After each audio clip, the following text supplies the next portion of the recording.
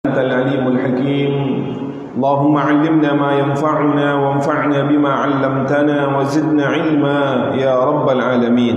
أما بعد, khatul iman kaum muslimin dan muslimat, saudaraku hamba-hamba Allah Subhanahu wa taala, jamaah salat subuh Masjid Al-Ikhlas yang semoga senantiasa dirahmati, diberkahi, dimuliakan dan dijaga oleh Allah Subhanahu wa taala.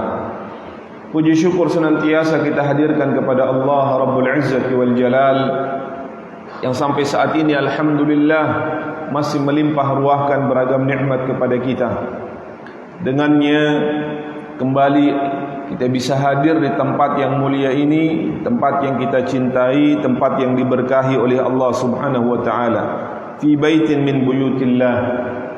Dalam rangka tentu saja yang pertama adalah untuk menunaikan kewajiban kita selaku hamba-hamba Allah, dan selanjutnya sejenak kita duduk di sini untuk saling mengingatkan, saling nasihat menasihati dalam kebaikan, kebenaran dan juga kesabaran, dan tidak kalah penting tentu saja untuk bertafaqquh fid din. Mudah-mudahan apa yang telah kita niatkan, kita lakukan, diterima oleh Allah Subhanahu wa taala, dicatat sebagai amal salih, pemberat timbangan kebaikan kita kelak, dan dengannya semoga Allah Subhanahu wa taala memudahkan langkah kita menuju jannahnya. Amin ya rabbal alamin. Salawat teriring salam semoga tetap tercurah limpahkan kepada manusia terbaik, teladan sepanjang zaman, Nabiur Rahmah, qudwah hasanah kita, Nabi besar Muhammad sallallahu alaihi wa alihi wasallam, beserta istri, keluarga, sahabat dan pengikutnya hingga akhir zaman insyaallah taala. Bapak dan Ibu kaum muslimin dan muslimat hafizakumullah, kita berada di bulan Rabiul Awal, bulan di mana banyak sekali kejadian-kejadian yang kemudian tercatat di dalam sejarah al-Islam. Di bulan ini Rasul sallallahu alaihi wasallam dilahirkan, dan di bulan ini juga Rasul sallallahu alaihi wasallam diwafatkan. Lebih daripada itu, Rabiul Awal mengajarkan kepada kita cara memupuk kecintaan kita kepada Nabi sallallahu alaihi wasallam. Kita mencintai Nabi di sepanjang hidup kita, karena itulah tuntutan keimanan kepada beliau sallallahu alaihi wasallam. Kita mencintai Nabi lebih dari apapun yang kita cintai kecuali Allah Subhanahu tabaraka wa taala. Sampai-sampai Rasul sallallahu alaihi wasallam mengingatkan, la yu'minu ahadukum hatta akuna ahabba ilaihi min walidihi wa waladihi wan nasi ajma'in. Tidaklah dikatakan beriman seseorang di antara kalian sampai dia menjadikanku lebih dia cintai. Lebih dia cintai dari siapa? Dari ayahnya, dari anaknya, dan juga dari seluruh manusia yang dia cintai. Mencintai Nabi sallallahu alaihi wasallam itu juga mendatangkan kesempurnaan iman, bahkan bisa menjadikan seseorang merasakan nikmatnya, manisnya iman kepada Allah Subhanahu wa taala dan Rasulnya. Dalam sebuah hadis yang diriwayatkan oleh Imam Muslim dalam sahihnya, Rasul sallallahu alaihi wasallam bersabda, "Dzaqa ta'mal iman man radiya billahi rabba wa bil islam dina wa bi Muhammadin nabiyyan wa rasulah." Kata Rasul sallallahu alaihi wasallam, "Dzaqa ta'mal iman." Sungguh akan merasakan nikmatnya iman. Sungguh akan merasakan manisnya iman. Siapa? Seseorang yang telah ridha Allah Subhanahu wa taala sebagai Rabbnya. Dia ridha Allah Subhanahu wa taala sebagai Rabbnya, sebagai Tuhannya. Tidak ada yang dia sembah kecuali Allah Subhanahu wa taala. Dia tidak mempertuhankan selain Allah Subhanahu tabaraka wa taala. Dia hanya tunduk kepada Allah Subhanahu tabaraka wa taala. Dia ridha Allah Subhanahu wa taala sebagai Tuhannya. Yang kedua, wabil islami dina, dia ridha Islam sebagai agamanya, sehingga dia ridha dan rela mengikuti tuntunan di dalam al-Islam, mengikuti aturan-aturan di dalam al-Islam. Dan yang ketiga tentu saja, wa bi Muhammadin nabiyyan wa rasula, dia ridha, dia rela Nabi Muhammad sallallahu alaihi wasallam sebagai nabinya, sebagai rasulnya, sebagai utusan Allah Subhanahu wa taala kepadanya. Ketika tiga hal ini hadir di dalam hatinya, maka dia akan merasakan manisnya iman, nikmatnya iman, seperti yang disabdakan oleh baginda Rasulullah sallallahu alaihi wasallam. Konsekuensi dari tiga hal tersebut membawa pada ketendukan dan kepatuhan di dalam menjalankan syariat Allah Subhanahu wa taala. Ketika Allah memerintahkan sesuatu, buah dari dia merasakan iman, manisnya iman, nikmatnya iman adalah kepatuhan dan ketundukan. Sami'na wa ata'na. Kenapa? Karena dia telah ridha Allah sebagai Tuhannya, Allah yang memerintahkan hal tersebut kepadanya. Wabil islami dina, dan dia telah ridha ajaran tersebut, syariat tersebut telah dituntunkan dalam al-Islam, maka dia patuh di dalam menjalankannya. Wa bi Muhammadin nabiyyan wa rasulah, apatah lagi kemudian hal tersebut dituntunkan oleh baginda Nabi sallallahu alaihi wasallam. Maka tidak merasakan manisnya iman, nikmatnya iman siapa? Mereka yang tidak ridha terhadap Allah, tidak ridha terhadap al-Islam, tidak ridha terhadap Nabi Muhammad sallallahu alaihi wasallam. Salah satunya adalah ketika mereka tidak patuh dan taat menjalankan apa yang Allah Subhanahu wa taala turunkan di dalam syariat al-Islam. Allah yang menurunkannya, Islam sebagai tuntunan, ajaran yang kemudian diikuti, dan Nabi Muhammad sallallahu alaihi wasallam sebagai penyampai apa yang disampaikan, diturunkan oleh baginda Rasul, oleh Allah Subhanahu tabaraka wa taala. Oleh karenanya khatul iman hafizakumullah, berkenaan dengan hal tersebut kita ingin meluruskan kembali gitu ya, sebuah pemahaman tentang syariat Allah Subhanahu wa taala yang akhir-akhir ini kita lihat mengusik hati dari kaum muslimin, yang bahkan telah terjadi konsensus ijma' al-ulama terhadap hukumnya. Tentang hal apa ya khatul iman hafizakumullah? Tidak lain yang sering kemudian kita lihat adalah berkenaan dengan syariat yang kita sebut dengan menutup aurat bagi seorang wanita. Menutup aurat bagi seorang wanita ikhwatul iman hukumnya adalah wajib. Menutup aurat bagi seorang wanita hukumnya apa Pak? Wajib. Dan kewajiban itu telah tertuang di dalam Al-Quran, As-Sunnah, dan juga telah terjadi konsensus. Apa itu konsensus Pak? Kesepakatan ijma' dari para ulama. Yang pernah kita sampaikan, kalau kita mencari hukum tentang sesuatu, lalu kita dapati telah terjadi ijma' di dalamnya, maka sungguh dalam sisi aplikasi penerapannya, dia bahkan dikedepankan dari Al-Quran dan As-Sunnah. Kalau sudah kita dapati dalam sebuah perkara telah terjadi ijma' secara penerapan hukum, kata para ulama usul fiqh, ijma' itu muqaddam, bahkan didahulukan dari Al-Quran dan As-Sunnah. Kenapa? Karena ketika sesuatu itu telah terjadi ijma', tidak mungkin akan menyelisihi Al-Quran dan As-Sunnah. Ini kaidahnya. Kata Rasul sallallahu alaihi wasallam dalam sebuah hadis, la tajtami'u ummati 'ala dhalalah umatku tidak akan mungkin bersepakat dalam sebuah kesesatan.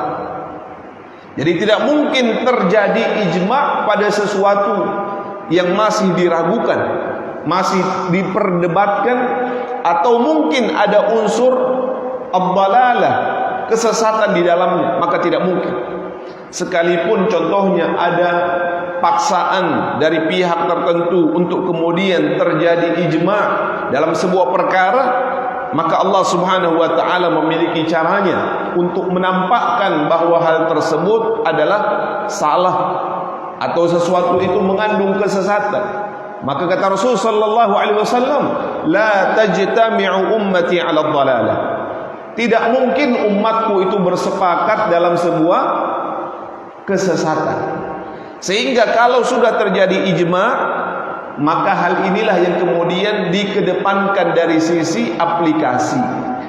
Bukan kemudian kita menafikan keistimewaan, kemuliaan Al-Quran. Lah, dia tetap berada pada sumber hukum yang tertinggi. Namun ini untuk memudahkan. Kalau orang-orang awam contohnya, yang tidak bergelut di dalam ilmu, tidak statusnya sebagai pencari ilmu, dia hanya ingin mengetahui hukum ini apa, lalu dia mencari dan dia menemukan, oh telah terjadi ijma' bahwa perkara ini hukumnya adalah wajib. Maka ijma' ini menjadikan dia tidak perlu lagi mencari dalil dari Al-Quran dan As-Sunnah. Kenapa? Karena ijma' itu tidak mungkin menyelisihi apa-apa? Al-Quran dan As-Sunnah. Dan di antara hal yang telah terjadi ijma' itu adalah apa yang kita sampaikan tadi, bahwa menutup aurat bagi seorang wanita hukumnya apa Pak? Wajib. Tidak ada perselisihan di antara para ulama, bahkan terjadi ijma' konsensus. Dan menutup aurat dalam hal ini sering kemudian kita hadirkan, memakai jilbab adalah perkara yang fundamental di dalam al-Islam. Dan perkara yang fundamental itu kemarin oleh sebagian orang mulai diusik. Yang pertama dengan kejadian apa Pak? Pada bulan yang lalu ketika adik-adik kita dipaksa dengan aturan yang kemudian disodorkan, walaupun mereka beralasan itu dilakukan dengan sukarela. Tapi sukarela seperti apa ketika surat pernyataan itu memiliki konsekuensi? Ketika dia tidak mau menandatangani pernyataan tersebut dengan alasan keseragaman dan seterusnya, maka dia bersedia untuk dikembalikan ke daerahnya masing-masing. Bahkan yang saya dengar dari berita yang beredar itu, dengan ongkos sendiri. Maka mau tidak mau dengan aturan yang diberlakukan, mereka tidak punya pilihan. Maka dibukalah jilbab yang telah mereka gunakan sebagai bentuk ketaatan kepada Allah Subhanahu wa ta'ala. Lalu kemudian kemarin kita juga diusik dengan satu pemberitaan ketika ada sebuah tempat, taruhlah rumah sakit atau instansi tertentu yang kemudian secara aturan tidak membolehkan pekerjanya untuk menggunakan jilbab dengan alasan profesionalitas, dengan alasan nilai-nilai internasional yang dijunjung dan seterusnya. Padahal jilbab atau menutup aurat itu adalah sebuah kewajiban bagi seorang muslimah. Dia perkara yang sangat fundamental di dalam al-Islam. Oleh karenanya para ulama mengatakan perkara jilbab ini bukan perkara yang sifatnya furu'iyah, yang kemudian diperdebatkan boleh atau tidak, wajib atau tidak, pilihan atau kewajiban. La, saya ingin tegaskan dalam majelis ini, seperti yang kita sampaikan, telah terjadi konsensus, kesepakatan para ulama bahwa menutup aurat bagi seorang wanita itu hukumnya adalah wajib. Apa itu maknanya wajib? Ketika dilakukan dia mendapatkan pahala, dan ketika dia meninggalkannya dia berdosa di hadapan Allah Subhanahu wa ta'ala. Bahkan bagi orang yang mengingkari kewajiban ini, Sebagian ulama menyatakan bisa mengeluarkannya dari al-Islam. Berbeda dengan seseorang yang tidak mengenakannya dengan alasan-alasan tertentu. Belum siap, gerah, takut terlihat tidak cantik, rambutnya takut rusak, tapi dia masih meyakini kewajibannya, maka ini masih lebih mending. Sekalipun tetap dia bermaksiat, selama dia tidak menggunakan jilbab, dia disebut dengan orang yang bermaksiat kepada Allah Subhanahu wa taala. Tapi kondisinya lebih ringan dibandingkan dengan orang yang kemudian menentang kewajiban. Dengan orang yang apa Pak? Menentang kewajibannya. Kenapa? Karena kesepakatan ulama, kesepakatan umat ini mengatakan bahwa menutup aurat bagi seorang wanita itu hukumnya apa Pak? Wajib. Apa dalil yang melandasi ijma' ini kemudian terjadi? Di antaranya dalam surah Al-Ahzab ayat 59. Surah Al-Ahzab ayat 59. Allah Subhanahu wa taala berfirman, A'udzu billahi minasyaitonir rajim. Ya ayyuhan nabi, qul li azwajika wa banatika wa nisa'il mu'minin yudnina 'alayhinna min jalabibihin. Dzalika adna an yu'rafna fala yu'dhain wa kana Allahu ghafurar rahima. Kata Allah Subhanahu wa taala, ya ayyuhan nabi, wahai nabi. Nabi siapa yang dimaksud Pak? Nabi Muhammad sallallahu alaihi wasallam. Dan panggilan ini, seruan ini menunjukkan ikraman wa tasyrifan lahu sallallahu alaihi wasallam. Pemuliaan Allah, penghormatan Allah kepada nabinya, Nabi Muhammad sallallahu alaihi wasallam. Kita sering dapati dalam Al-Qur'an Allah Subhanahu wa taala memanggil nabi-nabinya. Namun ketika Allah memanggil nabinya, Allah biasanya memanggil langsung dengan namanya.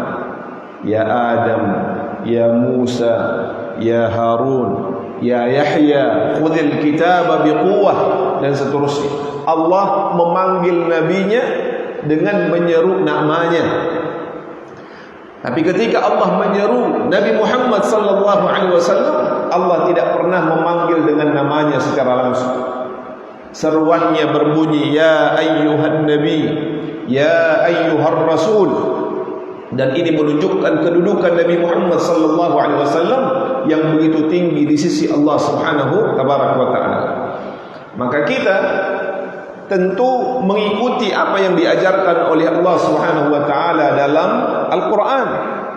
Di antaranya dengan tidak menyebut nama Nabi sallallahu alaihi wasallam begitu saja, tapi dengan menghadirkan bentuk pemuliaan dan penghormatan kita kepada Nabi dengan Rasul, dengan Nabi, dan seterusnya seperti yang diajarkan oleh Allah Subhanahu wa taala.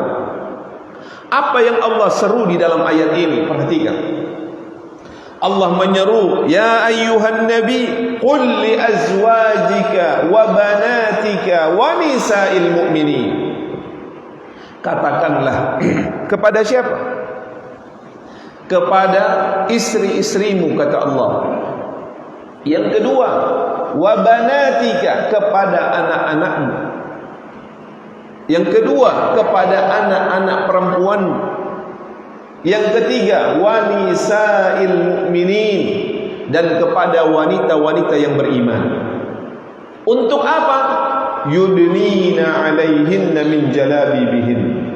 Hendaknya mereka mengulurkan jilbabnya ke seluruh tubuh mereka, kata Allah Subhanahu wa taala. Ini menunjukkan bahwa perintah berjilbab itu bukan hanya kepada masyarakat tertentu, bukan saja kepada bangsa tertentu, tetapi kepada siapa? Seluruh wanita-wanita yang beriman. Karena kemudian mulai ada opini-opini yang menggiring bahwasanya jilbab itu berkenaan dengan budaya Arab saja. Jadi yang pakai jilbab ya di sana saja, karena dia adalah kultur dan budaya masyarakat Arab. Kenapa disuruh pakai jilbab? Mungkin karena panas di sana. Kenapa disuruh pakai jilbab? Karena ini dan itu. Sehingga kalau di Indonesia kita memiliki kultur dan budaya sendiri. Dan kultur dan budaya Nusantara itu tidak mengenakan apa Pak? Jilbab. Hal-hal ini yang kemudian dicoba untuk kemudian apa Pak? Ya, disebar di tengah-tengah masyarakat al-Islam. Yang kita sebutkan tadi, hendaknya dia ridha terhadap Allah, terhadap al-Islam, terhadap Nabi Muhammad sallallahu alaihi wasallam. Dan bentuk keridhaan itu adalah dengan menerima syariat yang Allah Subhanahu tabaraka wa taala turunkan di dalam agama Islam ini. Dan di antara syariat itu adalah al-jilbab. Allah Subhanahu wa taala menyuruh kepada nabinya untuk menyampaikan kepada siapa? Kepada istri-istrinya, kepada anak-anak perempuannya, dan juga kepada wanita-wanita yang beriman. Wanita-wanita yang beriman dimanapun mereka berada, apakah di Jazirah Al-Arab, apakah di Afrika, apakah di Eropa, apakah di Amerika, dan juga tentu mereka yang berada di Asia Tenggara, di Indonesia, di Nusantara ini. Selama mereka mengaku beriman, maka sungguh seruan ini berlaku kepada mereka. Apa seruannya? Yudnina alaihinna min jalabibihin. Hendaklah mereka mengulurkan jilbabnya ke seluruh tubuh mereka. Bapak dan Ibu sekalian, hafizakumullah, ini adalah syariat Allah Subhanahu wa taala. Bukan budaya, bukan kultur masyarakat tertentu, tapi syariat yang Allah Subhanahu wa taala perintahkan. Untuk apa? Dijalankan. Sebagian orang, mohon maaf, menggiring ayat ini, sifatnya itu hanya sekedar anjuran, bukan kewajiban. Dengan mengatakan apa Pak? Bahwa Allah tidak menggunakan kata perintah. Dalam ayat ini tidak menggunakan kata perintah. Kalau tidak menggunakan kata perintah, berarti itu sekedar anjuran. Apa jawaban kita? Lah. Kalau itu hanya sekedar anjuran, maka Nabi sallallahu alaihi wasallam tidak memberikan pilihan kepada seorang sahabiyah yang mengajukan udzur kepada Nabi bahwa dia tidak memiliki jilbab. Apa kata Nabi sallallahu alaihi wasallam?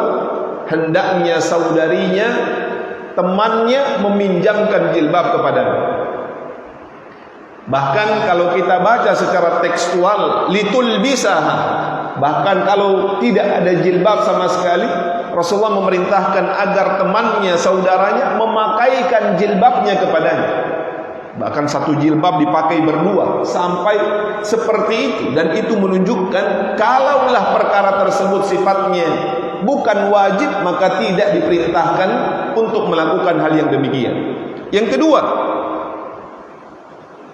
ketika ayat ini diturunkan oleh Allah Subhanahu wa taala, para sahabiyah meresponnya dengan memahami ini sebagai sebuah kewajiban. Apa yang menunjukkan bahwa mereka memahami itu sebagai sebuah kewajiban?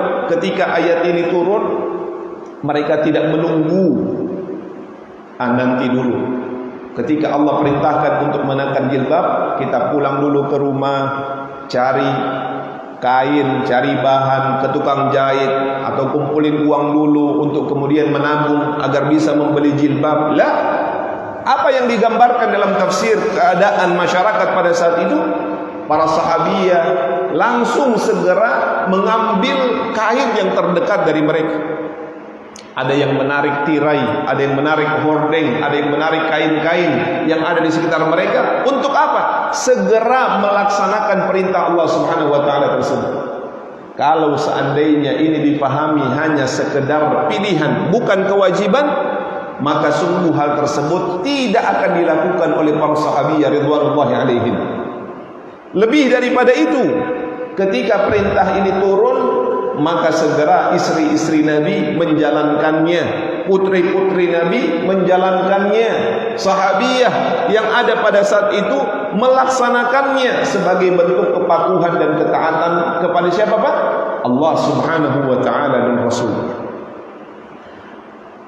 Kalau kita belajar tentang tafsir, Bapak dan Ibu sekalian, tafsir itu difahami tidak hanya secara tekstual. Makanya kalau dalam tafsir itu yang pernah belajar, ada yang kita kenal namanya tafsir adabi, ada tafsir ijtimai, ada tafsir hukmi, melihatnya dari sisi fikih atau hukum yang terkandung dalamnya. Ada juga tafsir yang sifatnya tahlili, kemudian dibahas secara detail dan seterusnya. Artinya apa ikhwatul iman? Di dalam memahami sebuah ayat itu tidak hanya kemudian kita melihat secara tekstual, tapi dari sisi sosiologi masyarakat ketika ayat itu turun, dari sisi filologinya, dari sisi hukumnya dan lain sebagainya. Dan kata para ulama, sesungguhnya ketika Allah menurunkan ayat ini, siapa yang Allah Subhanahu wa taala tuju, Pak? Laki-laki atau perempuan, Pak, perintah jilbab ini? Pak, saya ingin bertanya, jilbab ini Allah tujukan kepada laki-laki atau perempuan? Perempuan. Jadi jangan sampai ada laki-laki yang pakai jilbab juga, karena perintah ini hanya kepada perempuan. Seperti beberapa bulan yang lalu, ya, ada laki-laki yang hadir pengajian tapi pakai apa, Pak? Jilbab. Nah, ini menyalahi juga, karena jilbab ini hanya berlaku untuk perempuan. Ketika Allah Subhanahu wa taala menurunkan perintah, Allah mengetahui siapa yang dituju dari perintah tersebut. Allah yang maha menurunkan syariat, Allah juga yang maha menciptakan individu-individu di mana syariat itu Allah Subhanahu wa taala turunkan. Dan Allah menurunkannya kepada para wanita. Wanita itu berbeda dengan laki-laki. Walaysa dzakaru kal untha. Dan laki-laki itu berbeda dengan perempuan. Perempuan itu berbeda dengan laki-laki dari sisi fisik, dari sisi kelamin, dan juga dari sisi perasaannya. Makanya cara berdakwah kepada laki-laki dan perempuan itu berbeda. Kata Rasul sallallahu alaihi wasallam, wanita itu diciptakan dari apa, Pak? Ibu? Tulang rusuk. Tulang rusuk itu bentuknya lurus atau bengkok, Pak? Bengkok. Kata Rasulullah, kalau engkau biarkan wanita itu begitu saja, tidak dinasehati, tidak dituntun, tidak diajarkan, dia akan semakin bengkok. Tapi kalau engkau luruskan dengan paksa, maka dia akan patah. Maka caranya bagaimana? Dengan cara yang lemah lembut. Mengajarkan perempuan itu, wanita itu harus dengan cara yang berbeda. Kenapa? Wanita itu dominan perasaannya. Yang dominan apa, Pak?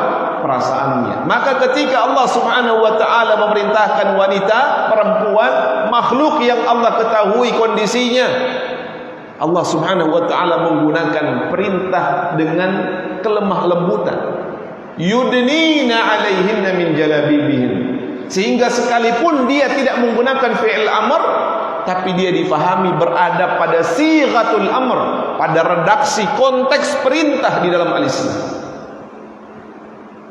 Karenanya ikhwatul iman, kita bisa melihat apa yang segera dilakukan oleh istri Nabi, putri-putri Nabi, dan wanita-wanita yang beriman pada saat itu. Mereka merespon ayat ini dengan memahaminya sebagai sebuah perintah. Tidak ada kemudian yang mengatakan setelah itu, nanti gerah, nanti begini, saya belum siap. Hati dulu yang dijilbabin, baru kemudian kepala. Lah, ini urusan yang berbeda ya kata iman. Ini urusan tentang kepatuhan dan ketaatan kepada Allah Subhanahu wa taala dan Rasul. Jilbab tidak berkaitan dengan akhlak. Lah, ini urusannya berbeda. Akhlak urusan lain, jilbab urusannya lain.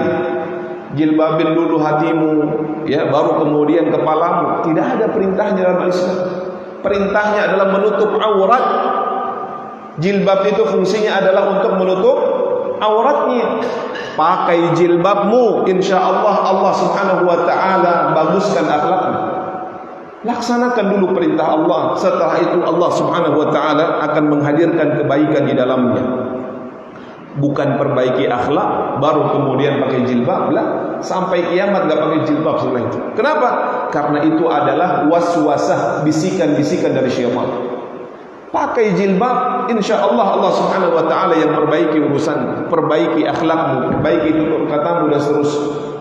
Maka Allah Subhanahu wa taala melanjutkan, yudnina alaihinna min jalabibihin, hendaknya mereka mengulurkan jilbabnya ke seluruh tubuh mereka. Ayat ini juga memberikan pesan. Nabi sallallahu alaihi wasallam ketika Allah turunkan ayat ini memiliki beberapa fungsi sekaligus. Fungsinya sebagai seorang nabi, tapi juga fungsinya sebagai seorang kepala rumah tangga, sebagai seorang suami, sebagai seorang ayah yang Allah Subhanahu wa taala perintahkan untuk apa? Menuntun anggota keluarganya. Sehingga perkara jilbab ini kelak akan dimintakan pertanggungjawaban oleh Allah Subhanahu wa taala. Kepada siapa? Bukan saja kepada wanita tersebut, tapi orang-orang yang bertanggung jawab kepadanya. Wahai para suami, wahai para ayah, para kepala rumah tangga, sudahkah kalian memerintahkan istri-istri kalian, anak-anak kalian untuk mengenakan jilbab? Kalau sudah, alhamdulillah, akan ada jawaban yang bisa kita sampaikan di hadapan Allah Subhanahu wa taala. Saya sudah Ustaz menyampaikan, mengajak, menuntun, tapi tetap dia tidak mau pakai jilbab. Ini urusannya berbeda. Allah hadirkan kisah-kisah, bahkan kisahnya para nabi. Ada seperti Nabi Nuh yang anaknya tidak mau taat. Ada seperti kisahnya Nabi Lut yang istrinya durhaka, tidak mau juga mentaati. Namun apa yang tetap mereka lakukan? Berusaha menyampaikan, mendakwahi, sehingga kewajibannya itu terlepas. Tapi kalau sejak awal tidak ada usaha untuk menuntun mereka, mengenalkan mereka, mengajak mereka untuk mengenakan jilbab, maka ini yang kemudian kelak akan ditanya oleh Allah Subhanahu wa taala pada hari kiamat nanti. Oleh karenanya ikhwatul iman, para ulama kemudian melanjutkan, Allah Subhanahu wa taala menutup ayat ini dengan menjelaskan fungsi dari jilbab ketika Allah Subhanahu wa taala memerintahkan. Apa kata Allah? Dzalika adna ay yu'rafna fala yu'dain. Allah memerintahkan jilbab kepada para wanita yang beriman itu. Apa kata Allah? Yang demikian itu supaya mereka lebih mudah untuk dikenal. Jadi jilbab itu Allah jadikan sebagai apa? Identitasnya seorang muslimah. Agar apa? Mereka lebih mudah dikenal. Sehingga jilbab itu identitasnya seorang muslimah. Dari mana dia dikenal sebagai seorang muslimah? Dari jilbabnya. Siapa yang mengatakan hal tersebut? Allah Subhanahu wa taala. Sehingga memudahkan kita mengenal saudari kita. Kalau kita berjalan ketemu seorang wanita, kita tahu ini saudari kita. Dari mana? Dari jilbabnya. Kalau tidak pakai jilbab, maka dia akan sama dengan wanita-wanita yang lain. Sulit untuk kita kenali. Sulit untuk kemudian kita tunaikan hak-haknya sebagai seorang wanita muslimah. Apa mungkin setiap kali kita ketemu dengan wanita enggak berjilbab kita tanya, maaf mbak, bu, ibu agamanya apa ya? Mohon maaf, mohon izin. Ya, oh saya Islam. Boleh lihat KTP-nya mbak, ibu? Ya, dikeluarin dulu KTP-nya. Oh Islam, oh iya dia orang Islam. Sulit, bahkan mungkin dia akan marah. Ngapain kamu nanya-nanyain saya? Tapi Allah Subhanahu wa taala memudahkan itu dengan cara apa? Memerintahkan jilbab. Dzalika adna ay yu'rafna. Yang demikian itu agar mereka lebih mudah dikenal, kata Allah. Kita ketemu, alhamdulillah, oh ini saudari saya. Dia butuh bantuan, kita berikan bantuan. Kenapa? Dia saudari saya. Dia memiliki hak dan seterusnya. Kalau masih ingat ikhwatul iman, bagaimana ketika seorang wanita muslimah dilecehkan di pasar Bani Qainuqa? Seperti apa dia dilecehkan? Jilbabnya disingkap, dibuka oleh pemuda-pemuda Yahudi pada saat itu. Maka dia berteriak meminta bantuan kepada saudaranya yang ada di situ. Maka segera seorang muslim yang melihat, oh ini saudarinya. Dari mana dia mengetahui itu saudarinya? Dari jilbab yang dikenakan. Maka segera dia tunaikan kewajibannya untuk membela saudarinya tersebut. Walaupun pada akhirnya di dalam sirah itu disebutkan sahabat tersebut kehilangan nyawanya, dikeroyok ramai-ramai oleh laki-laki Yahudi. Kenapa? Karena memang sedang berada di kampungnya orang Yahudi. Maka mendengar hal tersebut, Rasulullah sallallahu alaihi wasallam itu segera bersikap, bertindak. Padahal kalau kita baca sejarah tentang perang Bani Qainuqa, Rasulullah baru saja selesai dari sebuah peperangan, masih capek, letih. Tapi ketika kabar ini sampai di telinga Rasulullah, adanya seorang wanita muslimah yang dilecehkan, jilbabnya dibuka secara paksa oleh pemuda-pemuda Yahudi. Lalu ada saudaranya yang membela kehormatan seorang muslimah, akhirnya meregang nyawa, meninggal. Maka apa kata Rasulullah sallallahu alaihi wasallam? Jangan ada seorang pun yang kembali ke rumahnya. Rasulullah perintahkan seluruh pasukan yang baru saja kembali berperang untuk membela kehormatan muslimah tadi, yang dipaksa untuk apa, Pak? Membuka jilbabnya. Lalu Rasulullah kemudian mengepung perkampungan tersebut selama beberapa waktu sampai akhirnya mereka menyerah, dan Rasul sallallahu alaihi wasallam memberikan hukuman bagi mereka dengan apa? Mengusir mereka dari tempat tersebut. Bukan karena kebencian Nabi kepada orang Yahudi, bukan. Tapi karena pengkhianatan yang mereka lakukan atas kesepakatan yang telah terjalin sebelumnya, yang kemudian kita sebut dengan Piagam Madinah, yaitu seluruh komponen masyarakat saling bahu-membahu, tolong-menolong, tidak berkhianat untuk membangun Madinah pada saat itu. Siapa komponen yang dimaksud? Seluruh masyarakat yang mayoritasnya adalah kaum muslimin, namun ada unsur-unsur lain, sebagian orang-orang yang masih musyrik, dan sebagian lagi orang-orang Yahudi yang menempati kampung-kampung tertentu di Madinah. Ada Bani Qainuqa, ada Bani Nadir, ada Bani Quraidah, ada Yahudi Khaybar dan lain sebagainya. Namun mereka berkhianat atas kesepakatan. Karena pengkhianatan itu, maka Rasulullah sallallahu alaihi wasallam memberikan hukuman karena melanggar kesepakatan yang telah disepakati.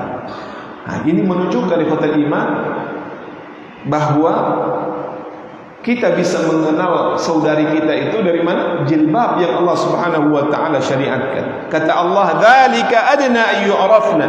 Hendaklah apa? Yang demikian itu supaya mereka lebih mudah untuk dikenal. Yang kedua, fala yu'dzain. Karena itu mereka tidak diganggu. Jadi fungsi yang kedua, Allah mensyariatkan jilbab sebagai proteksi.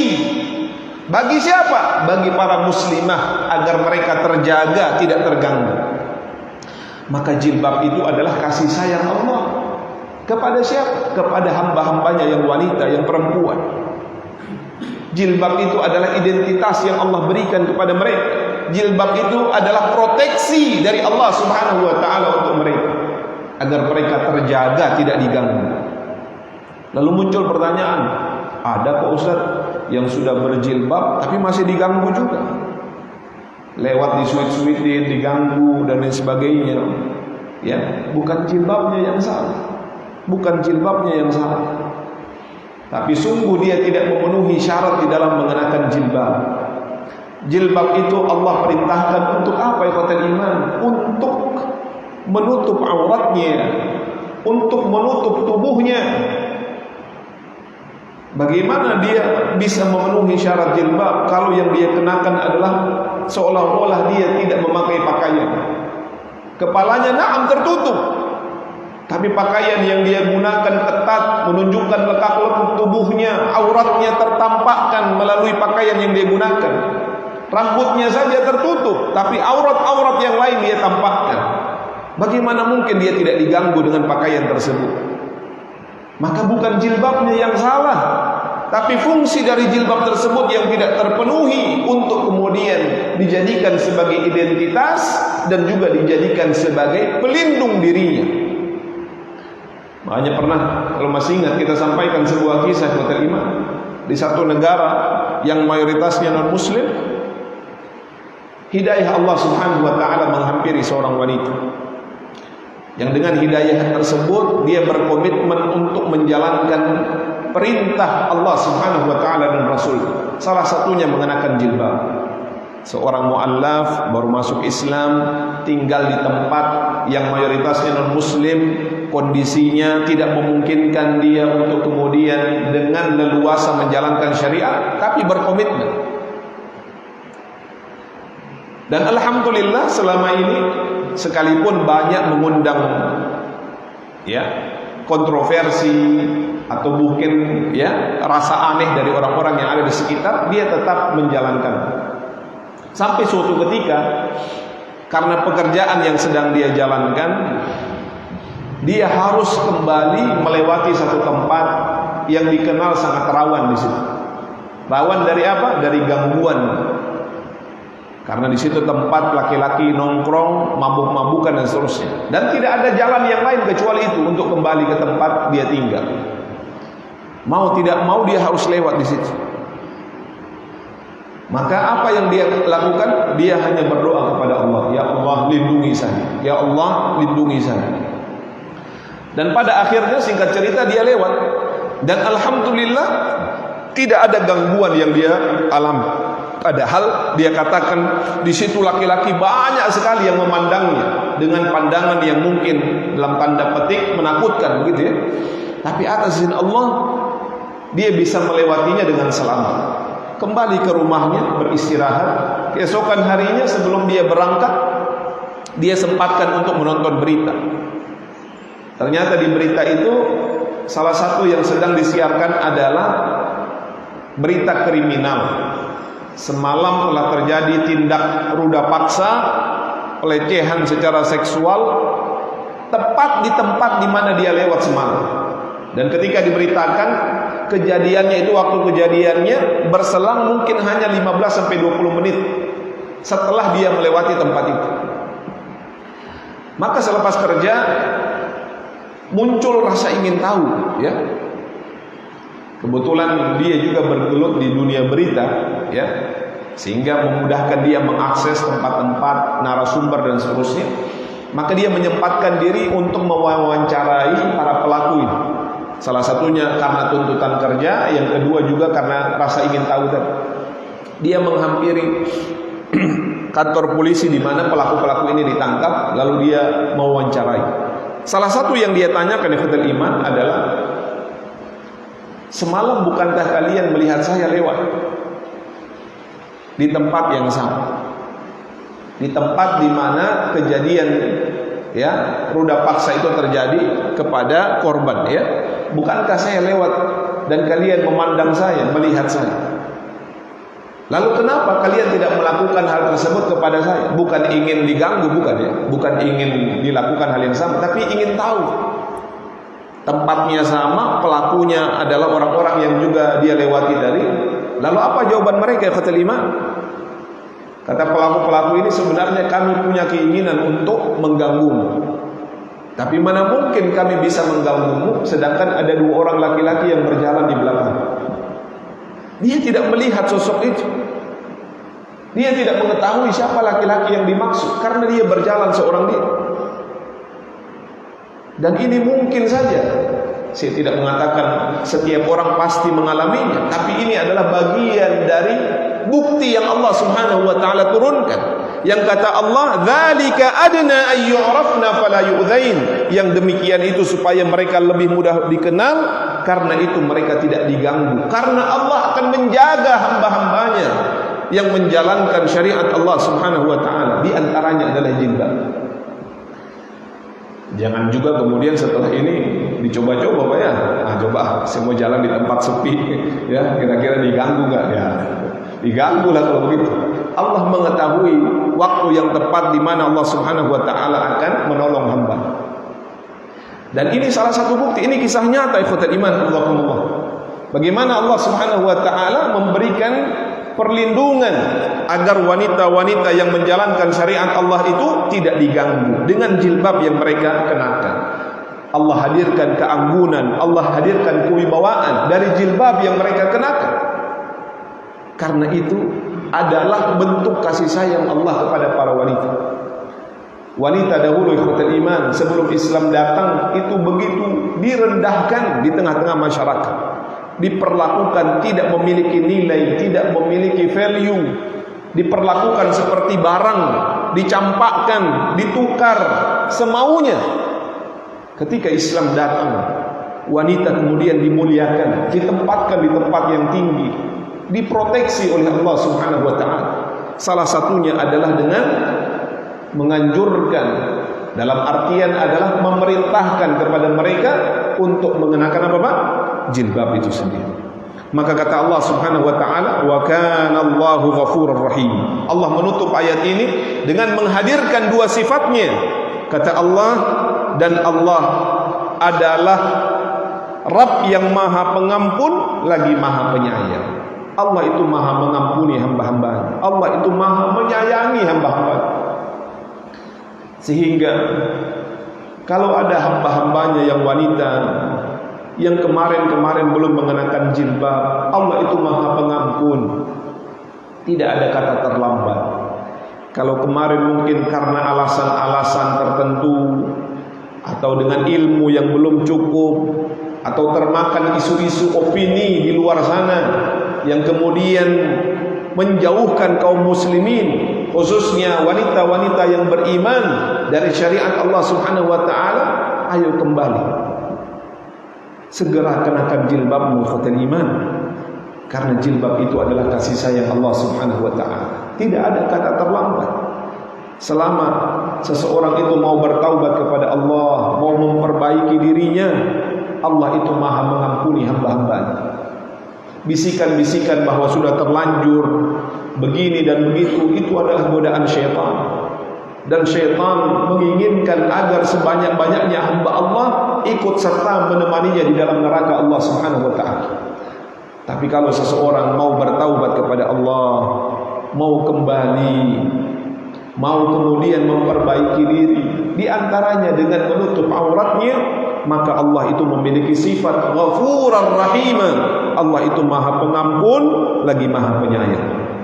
Masih banyak lagi dalil-dalil yang menunjukkan iman.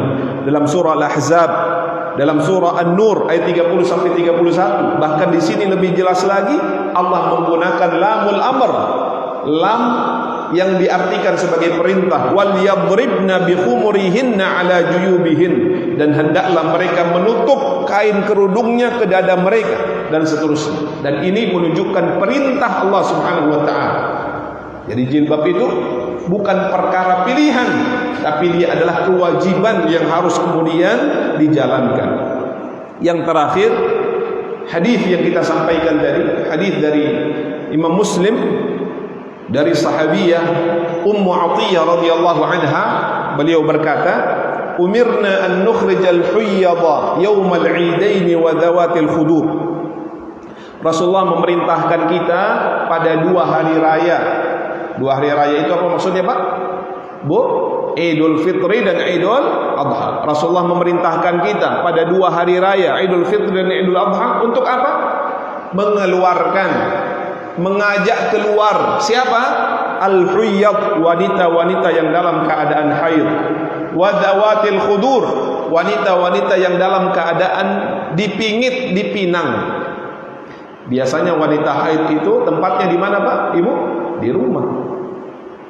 Biasa wanita-wanita yang dalam keadaan dipingit, dipinang, tempatnya di mana Pak? Ibu? Di rumah. Tapi dalam pelaksanaan Idul Fitri dan Idul Adha, Rasulullah perintahkan untuk mengajak mereka keluar. Untuk apa? Fayashhadna jama'atal muslimin wa da'watahum, agar mereka menghadiri, ikut serta di dalam mensyiarkan hari rayanya umat Islam. Mereka menyaksikan apa yang dilakukan oleh kaum muslimin, wa da'watahum, dan mengaminkan doa-doa yang dipanjatkan pada saat itu.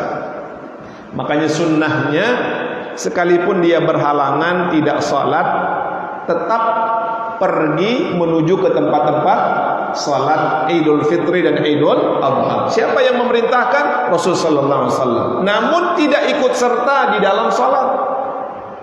Di mana mereka berada? Disebutkan mereka berada di pinggir-pinggir tempat pelaksanaan tersebut. Jadi tidak bergabung dengan safnya mereka yang melaksanakan salat, tetapi berada di pinggir-pinggir. Agar apa? Ikut serta mengekspresikan kebahagiaan, mensyiarkan Idul Fitri dan Idul Adha, mengaminkan doa, dan juga mendengarkan pesan-pesan yang disampaikan oleh khatib. Agar apa? Kebaikan itu juga mereka dapatkan. Lalu salah seorang sahabat berkata, "Ya Rasulullah, ihdana laysat laha jilbab. Salah seorang di antara kami tidak punya jilbab ya Rasulullah. Tidak punya jilbab ini, kata para ulama, dipahami dengan dua hal. Yang pertama, dia minta kompensasi, boleh enggak? Karena saya enggak punya jilbab, saya berada di rumah saja. Atau yang kedua, boleh enggak? Karena Rasulullah perintahkan kita keluar dan saya tidak punya jilbab dan saya berada di belakang, boleh enggak saya enggak pakai jilbab? Kan enggak kelihatan juga di belakang. Maka apa jawaban Rasul sallallahu alaihi wasallam? Qala litulbisaha sahibatuha min jilbabiha. Hendaknya sahabatnya, kawannya memakaikan jilbabnya untuknya. Kalau temannya punya jilbab 2, pinjamkan. Bahkan kalau tidak punya jilbab kecuali 1 saja, pakaikan jilbab itu berdua. Menunjukkan apa? Jilbab itu hukumnya apa Pak Ibu? Wajib. Bukan sebuah pilihan, bukan sebuah hal anjuran dan lain sebagainya, tapi kewajiban yang Allah Subhanahu wa taala perintahkan dalam Islam. Dari dalil-dalil tersebut, maka para ulama menyimpulkan, bahkan membawakan sebuah ijma', konsensus, kesepakatan bahwa jilbab itu hukumnya wajib di dalam al-Islam. Apa konsekuensinya kalau sesuatu itu telah diijma'kan, disepakati, terjadi konsensus? Ketika ada pendapat yang lain yang menyelisihinya, pendapat yang menyelisihinya itu tidak dianggap di dalam al-Islam. Kenapa? Karena menyelisihi sebuah perkara yang telah terjadi ijma', konsensus di dalamnya. Siapapun itu. Makanya kata Al-Imam Ibnu Qayyim al-Jauziyah rahimahullahu taala, beliau mengatakan al-ilmu qala Allah wa qala ar-rasul. Ilmu itu adalah apa yang difirmankan oleh Allah dan apa yang disabdakan oleh Nabi Muhammad sallallahu alaihi wasallam. Itu yang tidak pernah salah. Adapun pendapat fulan, pendapat saya contohnya, ketika saya mengatakan sesuatu berdasarkan pendapat saya, lalu ternyata pendapat saya ini menyelisihi Al-Qur'an dan As-Sunnah, buang pendapat saya. Karena yang disebut dengan ilmu dalam al-Islam itu, yang disebut sebagai kebenaran yang absolut di dalam al-Islam itu adalah firman Allah dan sabda Rasulullah sallallahu alaihi wasallam. Adapun pendapat fulan bisa benar, bisa juga salah. Kalau salah, maka yang kita rujuk siapa? Allah Subhanahu wa taala dan Rasulnya. Karena itulah kebenaran yang absolut. Apatah lagi kalau ini sudah dihadirkan dalam bentuk ijma' yang tidak mungkin menyelisihi Al-Qur'an dan As-Sunnah. Dan ijma' itu berbunyi, menutup aurat itu hukumnya wajib bagi seorang wanita muslimah. Yang terakhir, kata Imam rahimahullah, seseorang menggunakan jilbab itu tentu diantaranya karena hal tersebut merupakan bentuk ketaatan kepada Allah dan Rasul. Mengenakan jilbab adalah bentuk ketaatan kepada Allah dan Rasulnya. Selama dia menggunakannya, dia sedang melakukan ketaatan kepada Allah dan Rasulnya. Berpahala atau tidak? Berpahala. Setiap dia merasakan mungkin sesuatu yang membuat dia tidak nyaman, namun tetap bertahan karena dia sedang menjalankan ketaatan, maka Allah Subhanahu wa taala tentu akan memberikan balasan yang berlipat-lipat kepadanya. Sebaliknya, ketika dia tidak menjalankan hal tersebut, dia sedang tidak melakukan ketaatan kepada Allah Subhanahu wa taala dan Rasulnya. Dan ketaatan ikhwatul iman adalah sumber kebahagiaan bagi seorang muslim, seorang mukmin. Kebahagiaan di dunia sampai di akhirat Allah Subhanahu wa taala. Allah berfirman, "Wa may yuti'illaha wa rasulahu faqad faza fawzan 'azima." Dalam surah Al-Ahzab ayat 71, "Wa may yuti'illaha wa rasulahu," dan barang siapa yang mentaati Allah dan Rasulnya, maka sungguh dia telah mendapatkan kemenangan yang besar. Sebaliknya, memamerkan aurat, memamerkan keindahan tubuh merupakan bentuk kemaksiatan kepada Allah Subhanahu wa taala. Selama dia memamerkan auratnya, dan di antara aurat itu adalah rambutnya, kepalanya, maka selama itu dia sedang bermaksiat kepada Allah Subhanahu wa taala. Kata Allah dalam surah Al-Ahzab ayat 36, "Wa may ya'sillaha wa rasulahu faqad dhalla dhalalan mubina." Dan barang siapa yang mendurhakai Allah dan Rasulnya, maka sungguh dia telah sesat dengan kesesatan yang nyata. Khatul iman, Rasul sallallahu alaihi wasallam berpesan, kullu ummati mu'afa. Setiap umatku yang bersalah akan dimaafkan oleh Allah Subhanahu wa taala. Illal mujahirin, kecuali orang-orang yang secara terang-terangan bermaksiat kepada Allah. Lalu kata para ulama, di antara orang yang bermaksiat secara terang-terangan adalah wanita-wanita yang tidak memakai jilbab. Na'udzubillah min dzalik. Oleh karenanya saudara hafizakumullah, kita memohon kepada Allah Subhanahu wa taala, kiranya Allah senantiasa memberikan taufik dan hidayah kepada kita, menuntun kita, keluarga kita, masyarakat kita, bangsa dan negara kita ini ke jalan yang diridhai oleh Allah Subhanahu wa taala. Kita memohon kepada Allah, kiranya Allah Subhanahu wa taala memberikan hidayah kepada wanita-wanita yang beriman, agar mereka kemudian mengenakan jilbabnya sesuai yang disyariatkan oleh Allah Subhanahu wa taala.